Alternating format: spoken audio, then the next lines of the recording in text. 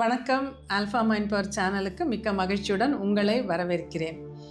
மனதின் பல தன்மைகள், பல கோணங்களை பற்றி நம்ம எப்போவுமே பேசுவோம். அதில் இன்றைக்கி ஒரு முக்கியமான விஷயம். கண்டிப்பாக நம்ம சேனலுக்கு சப்ஸ்கிரைப் பண்ணிவிட்டு பாருங்கள். இன்றைக்கி நம்ம பேச போகிறது, சென்ற வாரம் லைவ் ப்ரோக்ராம் பண்ணும்போது ஒருத்தர் அதில் ஒரு கேள்வி எழுதியிருந்தாங்க. அங்கே சுருக்கமாக நான் சொன்ன பதில் இங்கே இன்னும் கொஞ்சம் எலாபரேட்டாக சொல்லலாம்னு நினைக்கிறேன். ஏன்னா இது பலருக்கு தேவையான ஒரு விஷயம். பலர் மனதில் இருக்கக்கூடிய ஒரு சங்கடம், ஒரு கேள்வி. அவங்க என்ன கேட்டிருந்தாங்கன்னா, ஒரு உறவினர் ஒருவர் என்னை ரொம்ப கடினமாக பேசிட்டாங்க, எல்லாரும் முன்னாடியும் பேசிட்டாங்க, அதுலேருந்து என்னால் வெளியில் வர முடியல, என்ன பண்ணுறதுன்னு கேட்டிருந்தாங்க. அப்போது ஒரு சொல்யூஷன் எனக்கு இம்மிடியேட்டாக சொல்ல முடியல லைவில். ஏன்னா நிறைய பேருடைய கொஸ்டின்ஸ் இருந்தது.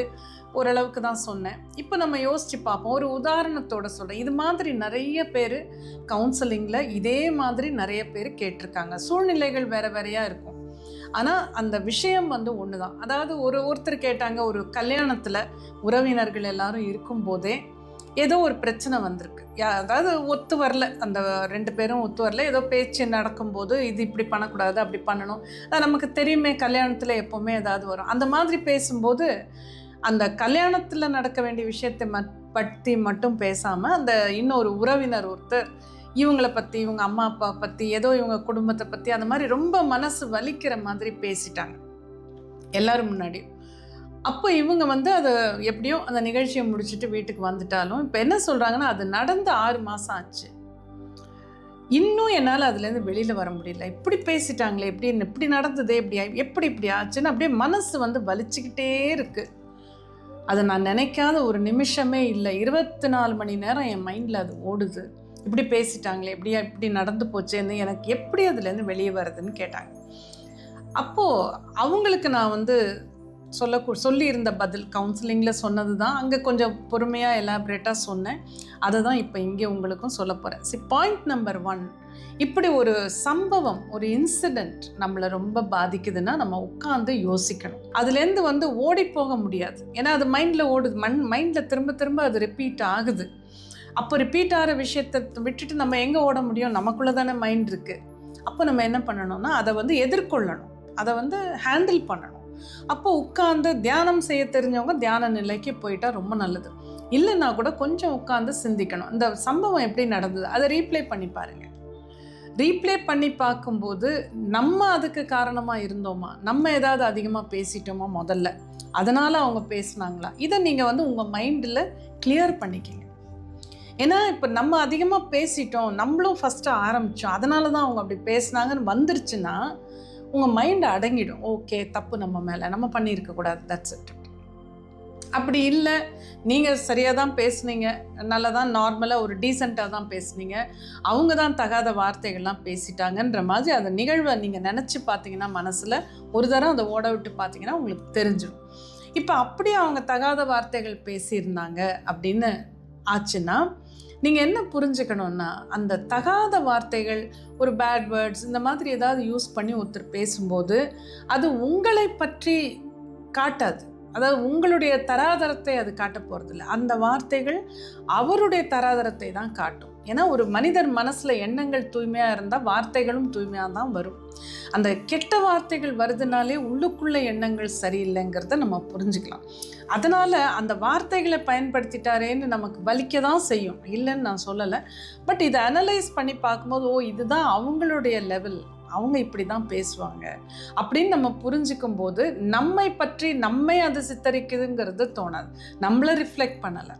அந்த கெட்ட வார்த்தைகள், தகாத வார்த்தைகள் அவங்களுடைய தராதரத்தை தான் ரிஃப்ளெக்ட் பண்ணுதுங்கிறத புரிஞ்சுக்குங்க. இந்த புரிதல், இந்த அனாலிசிஸ் கொஞ்சம் பண்ணிங்கன்னா உங்கள் மனம் கொஞ்சம் அதை சரியானபடி புரிந்து ஏற்றுக்கொள்ள, அப்புறம் கொஞ்சம் நிம்மதியாக இருக்கிறதுக்கு வசதியாக இருக்கும். அதனால் 2வது நீங்கள் என்ன பண்ணணும், 2வது பாயிண்ட் என்னென்னா, நிறைய பேருடைய ஒரு பழக்கம் எப்படின்னா, இந்த மாதிரி ஒரு விஷயம் நடந்து முடிஞ்சதுன்னு வச்சுக்கோங்களேன், அப்படியே ஒரு இறுக்கம் வந்துடும் மனசில், ஒரு கோபம் வந்துடும், ரியாக்ட் பண்ண முடியாது. அங்கே நடந்தது முடிஞ்சு போச்சு, அங்கே பேசியாச்சு வந்தாச்சு.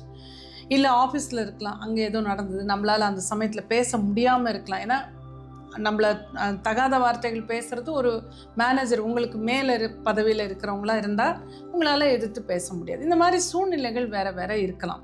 பட் என்ன ஆகும், பெரும்பாலும் அந்த வார்த்தைகளால், அங்கே நடந்த சம்பவத்தால் மனம் அப்படியே இறுகிடும். ஒரு ஷெல்லுக்குள்ளே போயிட்டாங்கன்னு சொல்லுவாங்க பாருங்கள், அந்த மாதிரி போயிடுவாங்க நிறைய பேர். அப்போ வந்து அது அப்படியே உள்ளே இருக்கும். இப்போ வீட்டுக்கு வரும்போது வீட்டில் இருக்கிற தாயோ மனைவியோ இல்லை கணவரோ குழந்தைங்களோ யாராவது கேட்பாங்க, ஏன் ஒரு மாதிரி இருக்கீங்க, என்னாச்சு அப்படின்னா, ஒன்றும் இல்லை சொல்ல மாட்டாங்க. சில பேர் தான் உடனே சொல்லுவாங்க, நிறைய பேர் சொல்ல மாட்டாங்க. இப்போ சொல்லாமல் இருக்கும்போது என்னாகும், மற்றவர்களுக்கும் என்னன்னு தெரியாது, கேட்டு பார்ப்பாங்க. சொல்லலைன்னா சரி நம்ம டிஸ்டர்ப் பண்ண வேண்டாம் அப்படின்னு நினைப்பாங்க. அப்போ இவங்களுக்கு என்ன ஆகுதுன்னா, அது உள்ளே இருந்து அப்படியே பொங்கிக்கிட்டே இருக்கே தவிர அது வெளியில் வந்து சரியாக முடியல. மனம் வந்து ஒரு பெரிய கடலே உள்ளே பொங்கிட்டு இருக்கு, ஒரு எரிமலையே பொங்கிட்டு இருக்கிற மாதிரி இருக்கும். இப்போ அதுக்கு என்ன ரிலீஃப் அப்படின்னு பார்த்தீங்கன்னா, உங்களுக்கு நம்பகமானவங்க யாராவது, உங்கள் ஃபேமிலி மெம்பராக இருந்தால் ரொம்ப நல்லது, இல்லை ஃப்ரெண்டாக இருக்கலாம், யாராவது இருந்தால் கொஞ்சம் பேசுகிறதுக்கு உங்களுக்கு சௌகரியமாக இருக்கிறவங்க, நீங்கள் பேசுகிறத பொறுமையாக கேட்கக்கூடியவங்க, அந்த மாதிரி யாராவது இருந்தாங்கன்னா ஃபோன்லேயோ அல்லது முடிஞ்சால் நேராக போய் இந்த மாதிரி நடந்தது, எனக்கு ரொம்ப அப்செட் ஆகிட்டேன்னு அவங்கக்கிட்ட நீங்கள் ஃபுல்லாக சொன்னீங்கன்னாலே உங்களுக்கு அது மனசுலேருந்து வெளியில் வந்துடும். ஏன்னா நான் அதை வந்து கவுன்சிலிங் செஷன்ஸில் நிறைய பார்த்துருக்கேன். சிலர் வந்து பிரச்சனையை சொல்ல ஆரம்பிக்கும்போது நான் முதல் 10 நிமிஷம் 15 நிமிஷம் அவங்கள பேச விட்டுருவேன். ஜஸ்ட்டு நடுவில் சில கேள்விகள் மட்டும் கேட்பேன், அவங்க ஃபுல்லாக பேசட்டும், அப்புறம்தான் நான் பேசுவேன். அப்போ அந்த ஒரு 10-15 நிமிஷத்தில் பார்த்தீங்கன்னா அவங்க கடன்னு எதையோ ஞாபகப்படுத்தி சொல்லுவாங்க. ஆனால் அதை சொல்லி முடிச்சப்புறம் பார்த்தீங்கன்னா அவங்கக்கிட்ட அவ்வளோ ஒரு தெளிவு வரும். அதுக்கப்புறம் நம்ம அந்த பிரச்சனையை பற்றி கொஞ்சம் பேசும்போது அவங்களுக்கே கூட இன்னும் கொஞ்சம் ஒரு தெளிவு, ஒரு ரிலீஃப். அவங்களே கடைசியில் சொல்லுவாங்க, உங்ககிட்ட இது சொன்னதுக்கப்புறம் தான் எனக்கு ஒரு பெரிய ரிலீஃப் கிடச்சிது, எத்தனையோ வருஷமாக மனசில் வச்சுருந்தேன்னு சொல்லுவாங்க. ஸோ அந்த இன்னொருத்தர்கிட்ட நம்ம சொல்லும்போது நம்பகமானவங்களாக இருக்கணும். சொல்லும்போது அந்த வாய் விட்டு பேசி சொல்லும்போதே ஒரு பெரிய ரிலீஃப் கிடைக்கும். அது ஃபோனில் இருந்தாலும் சரி, நேராக முடிஞ்சால் பாருங்கள், கண்டிப்பாக அதை நீங்கள் பண்ணுங்கள். 3வது பாயிண்ட் நீங்கள் மனசில் வச்சுக்க வேண்டியது இந்த மாதிரி விஷயங்களுக்கு, இப்போ அந்த மனிதர் என்ன பேசுகிறாங்களோ, அது ஆணோ பெண்ணோ யாராக இருந்தாலும், உங்களை பற்றியோ உங்கள் குடும்பத்தை பற்றியோ இல்லை உங்களிடம் இருக்கும் சில குறைகள் பற்றியோ எது வேணாலும் பேசியிருக்கலாம், அல்லது வார்த்தைகள் சரியில்லாமல் பேசியிருக்கலாம், அல்லது ஆஃபீஸாக இருந்தால் உங்கள் வேலையை பற்றி குறை சொல்லியிருக்கலாம், அல்லது உங்களை ஜஸ்ட் லைக் தட் இது பண்ணலை போலன்னு சொல்லியிருக்கலாம். எதுவாக இருந்தாலும் 3வது பாயிண்ட் நீங்கள் என்ன யோசிக்கணும்னா, அவங்க சொல்கிற விஷயங்கள் பூரா அவங்களுடைய பர்செப்ஷன். இப்போ ஆஃபீஸில் பாஸ் வந்து திட்டுறாரு, நீ ஏன் இந்த விஷயம் சரியாகவே பண்ணல, இது சரி கிடையாது அப்படின்னு சொல்ல, உங்களுக்கு நல்லா தெரியும் அது நீங்கள் பண்ண மெத்தட் தான் கரெக்டு. அவர் சொல்கிறது முன்னாடி இருந்த மெத்தடாக, நான் ஒரு எக்ஸாம்பிள் சொல்கிறேன், முன்னாடி இருந்த மெத்தடாக இருக்கலாம், இப்போ நிறைய சேஞ்சஸ் வந்திருக்கு, உங்களுக்கு தெரியும், அது அவருக்கு தெரியல. ஆனால் அவரை இம்மீடியட்டாக கன்ஃபரண்ட் பண்ண முடியல, உங்களால் எதிர்த்து சொல்ல முடியல, சரின்னு பேசாமல் இருக்கீங்க. ஆனால் நீங்கள் இதை அப்புறமா யோசிக்கும்போது வருத்தப்படாமல் நீங்கள் என்ன புரிஞ்சுக்கணுன்னா, அவருடைய புரிதல் அவ்வளோதான், அவருடைய பர்செப்ஷன் அவ்வளோதான், அதன்படி தான் அவர் பேச முடியும். நம்ம வந்து புரிஞ்சுக்கிறோம் இது உண்மையாக இங்கே வந்து இருக்கிற பிரச்சனை என்ன, நம்ம பண்ணது சரிதான், பட் இது இப்படி வேறு விஷயங்கள் தப்பாச்சுங்கிறத புரிஞ்சுக்க முடிஞ்சதுன்னா அவங்களுக்கு தெரிஞ்சதை அவங்க சொல்கிறாங்க, அதை நம்ம பெருசாக எடுத்துகிட்டு வருத்தப்பட வேண்டிய அவசியம் இல்லைங்கிறது அப்போது உங்களுக்கு ரொம்பவே கிளியர் ஆகிடும். 4வது பாயிண்ட் ரொம்ப முக்கியமானது, உங்களுடைய பாசிட்டிவான விஷயங்கள் எல்லாம் மனசுக்குள்ளே ஒரு லிஸ்ட்டு போடுங்க. நீங்கள் எப்படி டைமுக்கு எல்லாம் பண்ணிடுவீங்க, அல்லது நீங்கள் வந்து எதையுமே ரொம்ப பார்த்து பண்ணுவீங்க, அல்லது இந்த மாதிரி உங்களை பற்றி உங்களுக்கே தெரியும் இல்லையா, என்னெல்லாம் பாசிட்டிவாக உங்களை பற்றி இருக்கோ அதை மனசுக்குள்ளே நீங்கள் யோசிங்க. உங்களுக்குள்ளே தான், நீங்கள் யாருக்கும் சொல்லணும்னு அவசியம் இல்லை, உங்களுக்குள்ளே யோசித்து இதெல்லாம் நம்ம நல்லா தானே பண்ணுறோம். ஏன்னா உங்களுக்கு தெரியும், உங்கள் கூடவே குடும்பத்துலேயோ அல்லது அலுவலகத்துலேயோ வேறு சிலர் அந்த சில விஷயங்கள் பண்ணாமல் இருப்பாங்க, நீங்கள் அதை பண்ணுவீங்க, அவங்க பண்ணாமல் இருக்கலாம். ஸோ உங்ககிட்ட பாசிட்டிவான விஷயங்கள் கண்டிப்பாக ஏதாவது இருக்கும், அதை நீங்கள் நினைவு கூறுங்கள், bring it to your mind. அதை நீங்கள் யோசிச்சு பாருங்கள். அதை யோசிக்கும் போதே இன்னொன்று என்னென்னா, எங்கேயாவது சில நேரங்களில் உங்களை யாராவது பாராட்டியிருப்பாங்க, நீங்கள் ஒரு வேலை டயத்தில் முடிச்சிருக்கலாம், அல்லது ஒருத்தருக்கு ஒரு உதவி செஞ்சுருக்கலாம், இல்லை ஏதோ ஒன்று நீங்கள் பண்ணும்போது உங்களை பாராட்டியிருப்பாங்க இல்லையா, அதை நீங்கள் ஞாபகப்படுத்திக்கிங்க. இது ரொம்ப பெரிய விஷயம். நிறைய பேருக்கு வந்து வாழ்க்கையில் நடந்த நல்ல விஷயங்கள்லாம் மறந்து போயிடும். அந்த தோல்விகள், துன்பங்கள், துக்கங்கள், துயரங்கள், ஏமாற்றங்கள் இதெல்லாம் மட்டும் வருஷக்கணக்காக மனசில் இருக்கும்.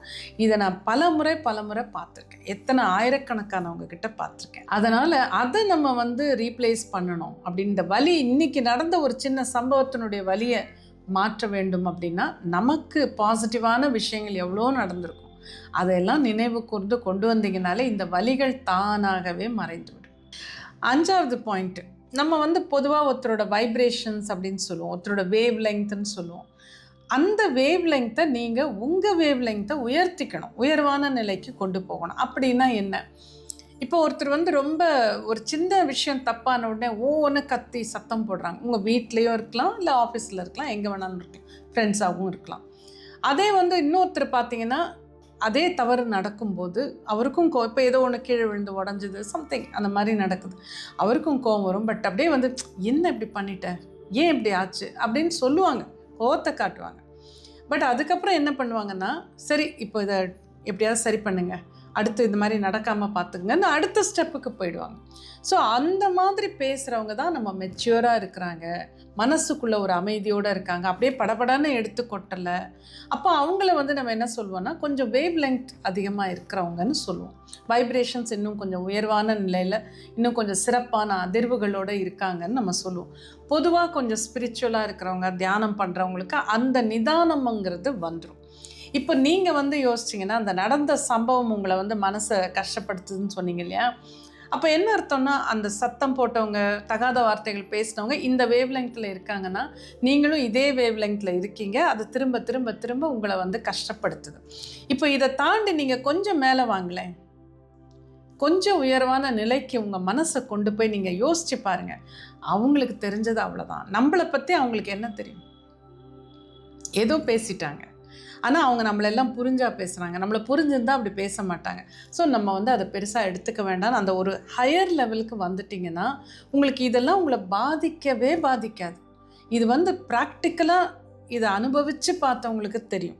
அதே வேவ் லெங்க்த்தில் இருக்கும்போது அவங்க 2 வார்த்தை பேசினா நமக்கு 4 வார்த்தை பேசணும் போல் இருக்கும்.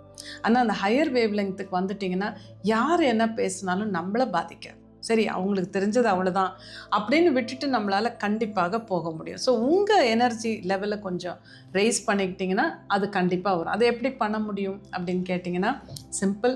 டெய்லி தியானம் பண்ணிங்கன்னா ஆட்டோமேட்டிக்காக உங்கள் வேவ் லெங்த் அதிகமாகும், உங்கள் வைப்ரேஷன்ஸ் அதிகமாகும். இந்த மாதிரி சம்பவங்கள் நடக்கும்போது நீங்கள் ரொம்ப நிதானமாக இருந்து அங்கே இருக்கிற சூழ்நிலையை கூட உங்களால் மாற்றிவிட முடியும். அடுத்தது லாஸ்ட்டாக நான் இதில் சொல்ல விரும்புகிறது என்னென்னா, ஃபஸ்ட்டே அதை மென்ஷன் பண்ண இது 6வது பாயிண்ட்டாக வச்சுக்கோங்க.